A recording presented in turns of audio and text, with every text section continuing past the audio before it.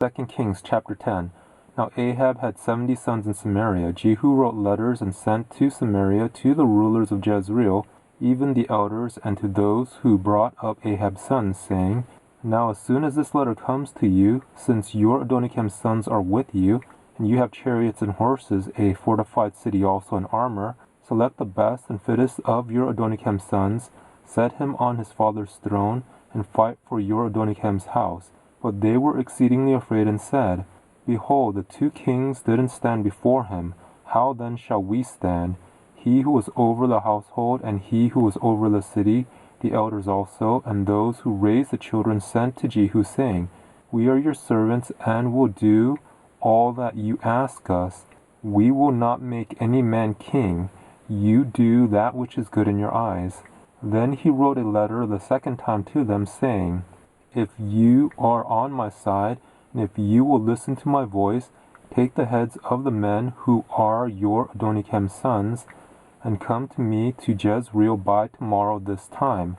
Now the king's sons, being 70 persons, were with the great men of the city who brought them up. When the letter came to them, they took the king's sons and killed them, even 70 people, and put their heads in baskets, and sent them to him to Jezreel. A messenger came and told him, They have brought the heads of the king's sons. He said, Lay them in 2 heaps at the entrance of the gate until the morning. In the morning he went out and stood and said to all the people, You are righteous. Behold, I conspired against my Adonai and killed him. But who killed all these? Know now that nothing will fall to the earth of Yahweh's word, which Yahweh spoke concerning Ahab's house.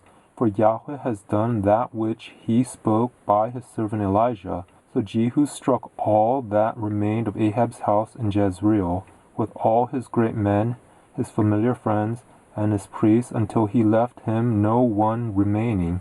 He arose and departed and went to Samaria. As he was at the shearing house of the shepherds on the way, Jehu met with the brothers of Ahaziah, king of Judah, and said, Who are you? They answered, We are the brothers of Ahaziah. We are going down to greet the children of the king and the children of the queen. He said, Take them alive. They took them alive and killed them at the pit of the shearing house, even 42 men. He didn't leave any of them. When he had departed from there, he met Jehonadab, the son of Rechab, coming to meet him. He greeted him and said to him, Is your heart right, as my heart is with your heart? Jehonadab answered, It is. If it is, give me your hand. He gave him his hand, and he took him up to him into the chariot. He said, Come with me, and see my zeal for Yahweh. So they made him ride in his chariot. When he came to Samaria, he struck all who remained to Ahab in Samaria, until he had destroyed him, according to Yahweh's word which he spoke to Elijah. Jehu gathered all the people together and said to them, Ahab served Baal a little, but Jehu will serve him much. Now therefore call to me all the prophets of Baal, all of his worshippers, and all of his priests. Let no one be absent, for I have a great sacrifice to Baal. Whoever is absent, he shall not live. But Jehu did deceptively, intending to destroy the worshippers of Baal. Jehu said, Sanctify a solemn assembly for Baal. So they proclaimed it. Jehu sent through all Israel, and all the worshippers of Baal came, so that there was not a man left that didn't come. They came into the house of Baal, and the house of Baal was filled from one end to another. He said to him, who kept the wardrobe, Bring out robes for all the worshippers of Baal. So he brought robes out to them. Jehu went with Jehonadab, the son of Rechab, into the house of Baal. Then he said to the worshippers of Baal, Search and see that none of the servants of Yahweh are here with you, but only the worshippers of Baal. So they went in to offer sacrifices and burnt offerings. Now Jehu had appointed for himself 80 men outside, and said, If any of the men whom I bring into your hands escape, he who lets him go, his life shall be for the life of him.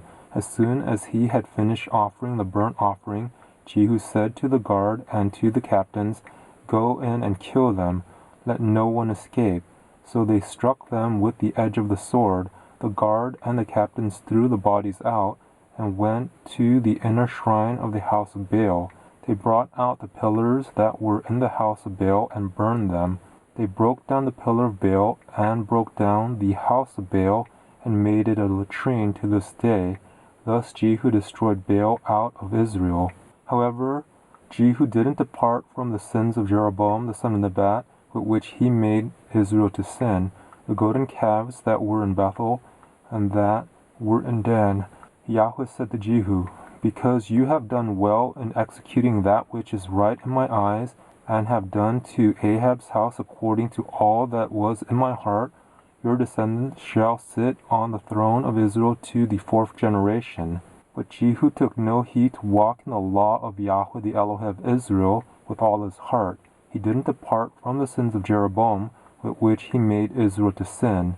In those days Yahweh began to cut away parts of Israel, and Hazael struck them in all the borders of Israel, from the Jordan eastward, all the land of Gilead, the Gadites, and the Reubenites, and the Manassites, from Aroer, which is by the valley of the Arnon, even Gilead and Bashan.